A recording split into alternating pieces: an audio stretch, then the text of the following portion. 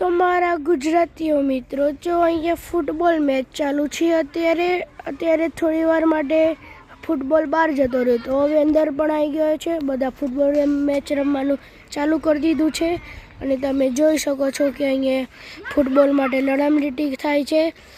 એ પેલાએ મારી, પેલાએ રોક્યો, આમ તેમ ચાલે કરે છે અહીંયા મેચ. અને જો મસ્ત મજાની મેચ છે.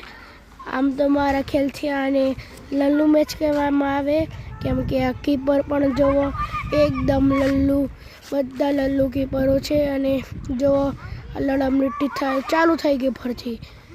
આ શોટ માર્યો, આ નાકામ રહ્યો કીપર. જો આટલું તો પકડાઈ જ જાય કોઈ પણથી.